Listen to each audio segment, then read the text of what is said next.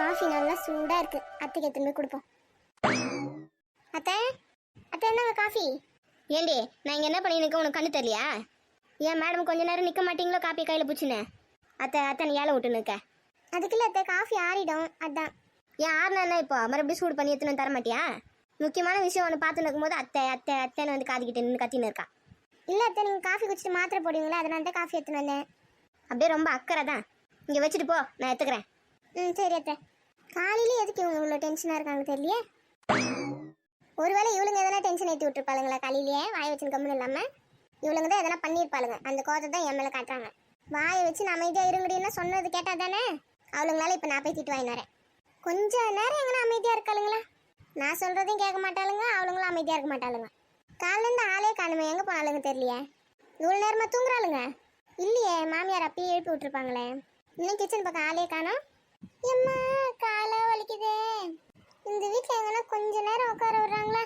வாசப்பெரி குழவை, தண்ணி எடுத்துன்னு வா, தண்ணி பிடி, குழால போயிட்டு எவ்வளோ வேலை காலி. இதில் அங்கே வேற கோழாடி சண்டை வேற போட்டுன்னு இருக்காளுங்க. மனுஷன் இருக்கிற டென்ஷன் தெரியாமல் அடிச்சு பிடிச்சி தண்ணி பிடிச்சின்னு வரத்துக்குள்ளே காலை உடச்சி விட்டாளுங்க. வலிக்குதே. நம்ம காலிலேருந்து அங்கே கிச்சனில் கால் வலிக்கு நின்று சமையல் செஞ்சு நிற்கும், இங்கே ஒய்யாரமாக உட்காந்து காலாய்வா? ஏண்டி ராணி உன்னதாண்டியே, இங்கே பாரு. சொல்லுங்கக்கா. ஏண்டி என்னடி ஆச்சு? மூஞ்சி ஏண்டி இப்படி வச்சிருக்க? ஒன்றும் இல்லைக்கா, கால் வலிக்குது. சொல்லுங்க என்ன ஆச்சு? ஏண்டி காலையிலேருந்து கிச்சனில் கால் வலிக்கு நின்று அங்கே செஞ்சு நிற்க நீ சமையலை வந்து ஒரு ஹெல்ப் பண்ண மாட்டேன்? காய்கறி வெட்டி தரலாம், மாவு கலக்கி வைக்கலாம், அரிசி கழுவி வைக்கலாம், பால் காய்ச்சலாம், எவ்வளோ வேலை இருக்குது. நான் ஒரே ஆளாக அங்கே நின்று செஞ்சுன்னு இருக்கிறேன். நீங்கள் வேற ஏங்க்கா? நானே இவ்வளோ நேரம் கோழாடி சண்டையில் போய் உருண்டு பிறந்து காலை வச்சுன்னு வந்து உட்காந்துக்கிறேன். என்கிட்ட வந்து இதெல்லாம் கேட்குறீங்க. ஏதோ நான் மட்டும் இந்த வீட்டில் சும்மா இருந்த மாதிரி. எப்படியா தண்ணி பிடிக்க போனேன் நீ? நான் பார்க்கவே இல்லையே. மாமியார் கழுவி தான் அமுச்சு விட்டு தானே தண்ணி பிடிச்சினா. 2 ட்ரம் ஃபுல்லாக பூச்சி வச்சிருக்கிறேன் தண்ணி துணி துவைக்கிறதுக்கு. ஏண்டி இங்கே தான் போர் போட்டு வச்சிருக்காங்க, தண்ணி வருது. நீ ஏண்டி தண்ணி பிடிக்க போனேன்? குழால வர தண்ணியில் பிடிச்சி துவைச்சாதான் உன் மாமியாருக்கு நல்லா அழுக்கு போகிறான். அதனால காலையிலே போய் என்னை பிடிச்சினுவான்னு சொல்லி அமுச்சு விட்டுச்சு தெரியுமா? 5 மணிக்கு தண்ணி விட்டாங்க. மணி பார் 7 ஆகுது. இப்போ தான் வந்து சேர்ந்த வீட்டுக்கு. 15 குடம் தூக்கியிருக்கேன் காலையிலேருந்து. உனக்கு தெரியுமா? ஐயோ நீ தூங்கின்னு இருக்கேன்னு நினச்சிருந்தேன்டி நானே. எனக்காவது ஒரு குரல் கொடுத்துட்டு போயிருக்கலாம்ல, நான் வந்திருப்பேன்ல உன் கூட. ஆமாம், நீ என் கூட வந்துட்டேன்னா கிச்சனில் யார் வேலை பார்க்கறது? எல்லாம் பெரிய பொண்ணு கீதாலாம் இட்டுன்னு போக வேண்டியது தானே உன் கூட. நீ மட்டும் எதுக்கு போனேன்? பெரிய பொண்ணு கீதாலாம் தூங்கி நின்றாளுங்க. அங்கே எங்கேருந்து எழுப்புறது? மாமியார் வேற என் முன்னாடியே நின்று இருந்தா. சரி நம்ம மட்டும் போய் பிடிச்சி நல்லன்னு போயிட்டேன். நீ போகும்போது ஒரு குரல் எனக்கு கொடுத்துட்டு போயிருந்தா கூட நான் வேலை கொடுக்கணும்னு முடிச்சுட்டு வந்திருப்பேன்ல. விடுங்க, அதை போயிட்டு வந்துட்டேனே. சரி காப்பி குடிக்கிறியா? காப்பி எடுத்துனாட்டா? நல்லா சூடாக கொஞ்சம் போட்டு எடுத்துனாங்கக்கா. தலை வேற வலிக்குது. இப்போதான் கால் வலிக்குதுன்னு உடம்பு ஃபுல்லாக தான் வலிக்குது. எங்கே வலிக்குதுன்னு எனக்கே தெரியல. சரி இரு, நான் காப்பி போட்டு எடுத்துனாரு. இட்லி ரெடி ஆயிடுச்சா? நான் ரெடி ஆயிடுச்சுடி.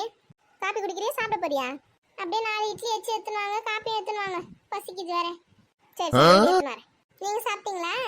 இன்னும் இல்லடி, சாப்பிடணும். அப்படியே உங்களுக்கும் சேர்த்து எடுத்துனாங்க, 2 பேரும் உட்காந்து சாப்பிடலாம். எனக்கு பசிக்கலடி, பசங்களுக்கு டிஃபன் பாக்ஸை கட்டி வச்சுட்டு அப்புறமா நான் சாப்பிட்றேன். அப்போ சரி, எனக்கு மட்டும் எடுத்துனாங்க. பயங்கர பசியில் இருக்கா போலையே. இட்லி வேற ஒரு இடு தான் ஊற்றி வச்சிருக்கோம். இப்போ அவர் வேற சாப்பிட வந்துடுவாரு. குக்கரில் வேற கொஞ்சம் பொங்கல் வச்சிருந்தோம்ல, அது வேணா எடுத்துன்னு வந்து கொடுத்துலாம். பாவம் அவ்வளோ பசிக்குதுன்றா, சாப்பிட்டா. கால் வலிக்குது. இந்த வீட்டில் எனக்கு எதனா ஆச்சுன்னா கண்டுக்காத ஆள் இருக்குதா? லட்சுமி அக்கா விட்ட வேற யாரும் கிடையாது. டாடி சாப்பிடு. கொடுங்கக்கா. மூஞ்சி ஏண்டி இன்னும் அப்படியே வச்சிருக்க? கால் வலிக்குதுக்கா. சரி சாப்பிடு சரியாயிடும். சாப்பிட்டு தைலம் தேய்ச்சி விட்றேன், சாப்பிடு. சரி. அது தைலம் தேய்க்கிறேன்னு சொல்லிட்டு மூஞ்சியாவது மாத்துடி, பார்க்க முடியல. இப்போ ஓகேவா? இப்போதான் லட்சணமா இருக்கு, சாப்பிடு. நீங்க எங்க போறீங்க? போயிட்டு பெரிய பொண்ணு கீதாவை கூட்டின்னு வரேன் சாப்பிட்றதுக்கு. சரி போய் கூட்டின்னு வாங்க.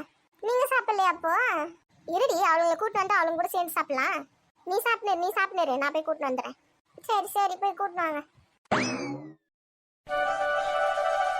யார் பெற்ற மகளோ இவள், யார் பெற்ற மகளோ, இந்த ஊர் கும்பிடும் குலசாமி இவள். நம்மளுக்கு இந்த பாட்டெல்லாம் சரிப்பட்டு வராது. ஏன் சோக கதையை கேளு தாய் குலமே, இந்த மாதிரி பாட்டு தான் செட் ஆகும். எங்கள் அப்பா வீட்டில் எவ்வளோ ராணி மாதிரி வாழ்ந்துருந்தேன். இந்த வீட்டுக்கு வந்து மிளகா காய வச்சுருக்குறாங்க, அதுக்கு பார்த்துக்க நான் வேற. இப்போ இதை வேறு காய வச்சு வறுத்து எத்தனை போய் கடையில் கொடுத்து மிளகாத்தூள் அரைச்சி வந்து வைக்கணுமா நான்? இதுக்கு தான் எங்கள் அப்பா எனக்கு 50 சவரம் போட்டு இந்த வீட்டில் கல்யாணம் பண்ணி கொடுத்துருக்காரு.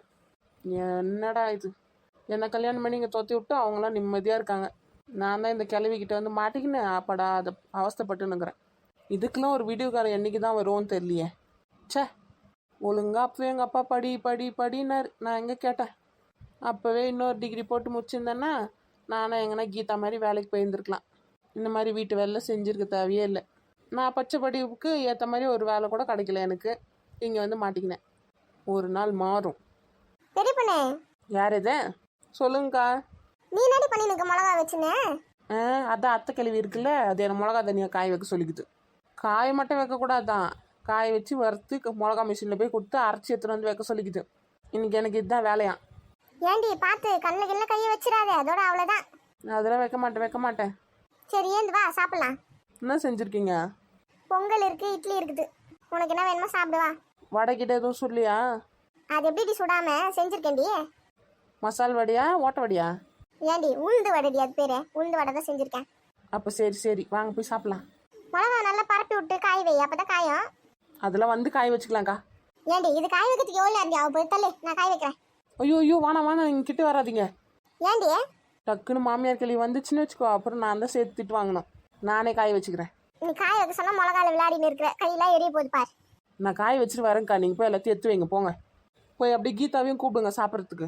ஏண்டி அவ காலையிலே கிளம்பி வேலைக்கு போயிட்டாளேடி 6 மணிக்கெலாம், பார்க்கலையா? உனக்கு தெரியாதா?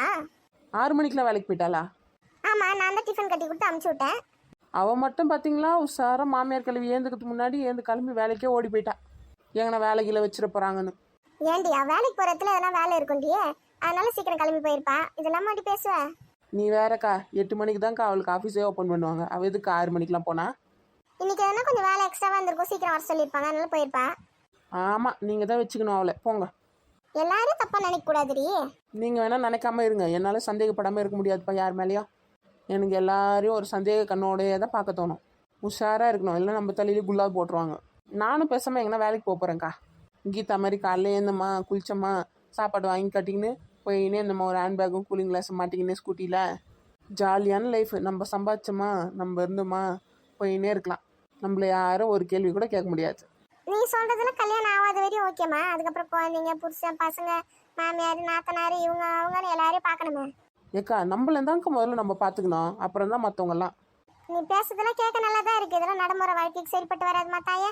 ஏன் வா போய் பொங்கல் சாப்பிடலாம், ஆறிடு போகுது. பசிக்குதா உங்களுக்கு பசிக்குதா? நீங்கள் போய் சாப்பிடுங்க, நான் இதை காய வச்சுட்டு வரேன். நான் காலையிலே காப்பி குடிச்சிட்டேன், எனக்கு பசிலாம் எடுக்கல அவ்வளோவா. நீ வா பொறுமையாக போய் சாப்பிடலாம். ஆமாம், நீங்கள் மட்டும் இருக்கீங்க. ராணி அக்கா இங்கே சாமான் தேய்ச்சின்னு இருக்காங்களா? இல்லடி, இல்லை சாப்பிட்டு இருக்கா அவ. என்னது சாப்பிட்றாங்களா இவ்வளோ சீக்கிரமாவா? ஆமாடி, அவ போய் தண்ணி குழால போய் தண்ணி பிடிச்சின்னு வந்திருக்கா. ரோட்டு குழா இருக்குல்ல அதுல. அதனால இவ்வளோ சீக்கிரமாக சாப்பிட சொல்லிட்டேன். ஏண்டி அவ எவ்வளோ 15 கூட தண்ணி பிடிச்சின்னு வந்து ஊற்றினாலாண்டி. பசி எடுக்குதுக்கா, கால் வலிக்குதுக்கா, தலை வலிக்குதுக்கா என்ன. சரி இந்த சாப்பிடுன்னு சொல்லி வச்சு கொடுத்துட்டு வந்தேன். காஃபி ஒன்று போட்டு கொடுத்துட்டு வந்திருக்கேன். அப்படியே உன்னையும் சாப்பிடவா போய் சாப்பிடலாம், நீ தான் வர மாட்டேன்ற. எனக்கும் பசிக்குது தான். சரி வாங்க போய் சாப்பிட்டு வரலாம். பசங்களாம் ஸ்கூலுக்கு போயிடுச்சுங்களா? கிளம்பிட்டாங்க. வேன் வந்துச்சு இன்னைக்கு சீக்கிரமாகவே 10 நிமிஷம் முன்னாடியே. நல்ல வேலை சமையலில் பண்ணி வச்சுருந்தேன். டக்குன்னு கட்டி கொடுத்து அனுப்பிச்சிட்டேன். சரி